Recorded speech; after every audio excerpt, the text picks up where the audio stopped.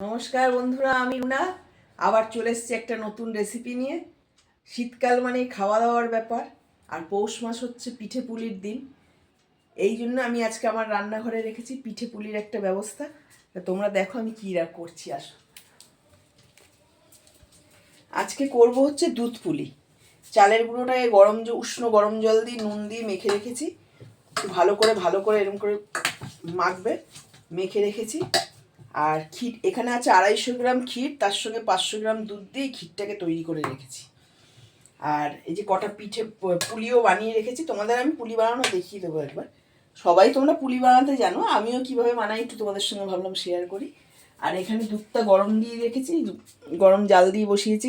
দুধের মধ্যে গুড় আর এলাচ দিয়ে দুধটা গরম করতে বসিয়েছি, ওর মধ্যে পুলিটা ছাড়বো। এবার একটা পুলি তোমাদের একটু বানিয়ে দেখাই। এই যে এরম করে গোল গোল করে পেকে, তারপরে এই আস্তে আস্তে এরকম করে ঘুরিয়ে ঘুরিয়ে একটা বাটির মতন তৈরি করে, তারপরে এই ক্ষীরটাকে চামচে করে নিয়ে মাঝখানে দিয়ে, তারপরে এই মুখ দুটোকে এরম করে বন্ধ করে, তারপরে এই এরম করে একটু এই বিনুনির মতন পাকিয়ে দিতে হবে। এই হলো।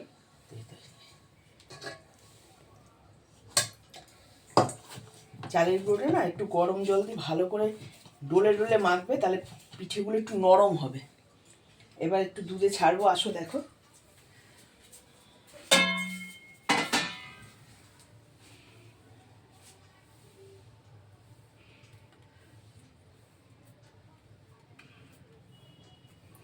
দুধে একটা একটা করে পিঠে ছেড়ে দিচ্ছি।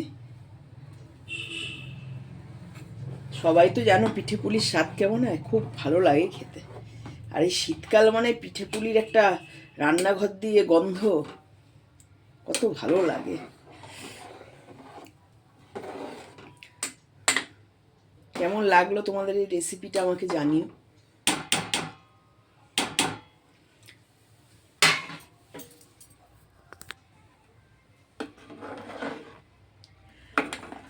দেখো পিঠে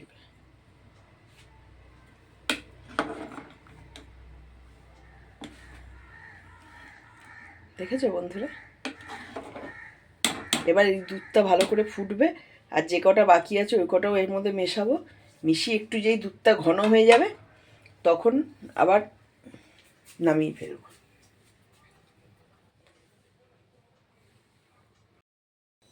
আরও কয়েকটা বানাচ্ছি দেখো।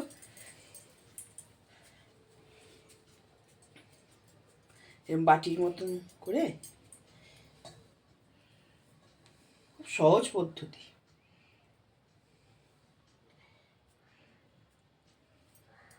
আগে তো ভয় পেতাম বানাতে, জানো তো, ভাবতাম পারবো না হয়তো। তারপরে আমার শাশুড়ি মা শিখিয়ে দিয়েছেন যে এরম এরম করে করতে।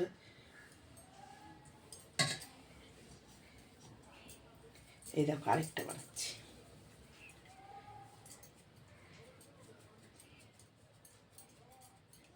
আমার বাড়িতে যেহেতু মা মনসা মন্দির আছে, তাই উনাদের আগে ভোগ নিবেদন করে, উনাদের ভোগটা তো তৈরি করার সময় দেখাতে নেই, তাই উনাদের আগে দিয়ে আমাদের বাড়িতে যা কিছুই খাওয়া হয় আগে মন্দিরে দিয়ে, নতুনত্ব যা কিছুই খাওয়া হয় আর কি। পিঠাপুলির দিনে পিঠাপুলি আগে মন্দিরে দিয়ে তাদের ভোগ নিবেদন করে, তারপরে আমরা বাড়ির লোকেরা খাই।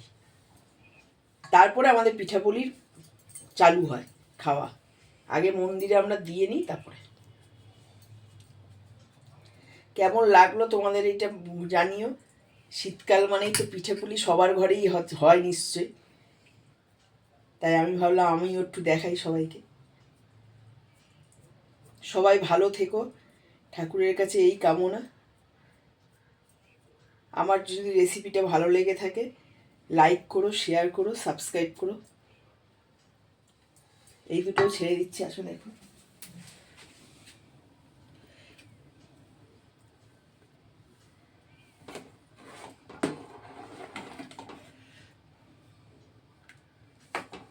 এই দেখো কি সুন্দর কালার এসে গেছে।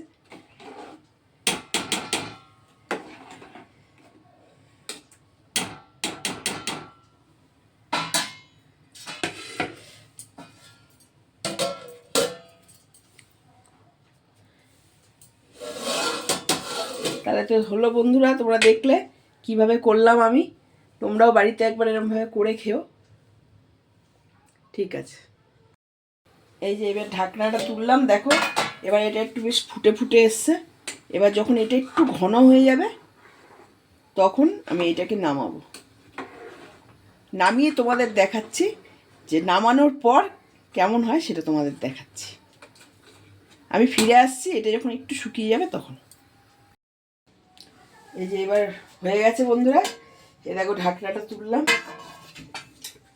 তুলে দেখো, দেখো কি সুন্দর ঘন হয়ে গেছে।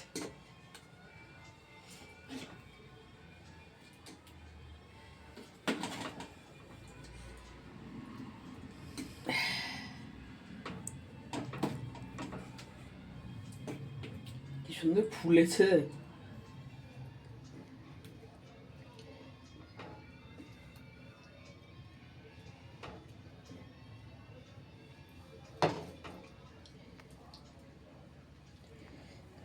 দেখো কেমন হয়েছে বন্ধুরা দেখতে।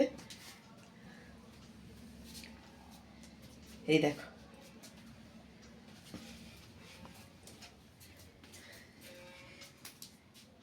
তৈরি হয়ে গেছে দুধ পুলি। তোমাদের কেমন লাগলো বলো, খেয়ে তোমাদের জানাবো কেমন হয়েছে। তোমরাও করে একটু খেও বাড়িতে। দেখো সুন্দর হয়েছে তো। সবাই ভালো থেকো, ভগবানের কাছে এই কামনা। যদি দুধ পুলিটা ভালো লেগে থাকে তাহলে লাইক করো, শেয়ার করো, সাবস্ক্রাইব করো। আসি তাহলে বন্ধুরা।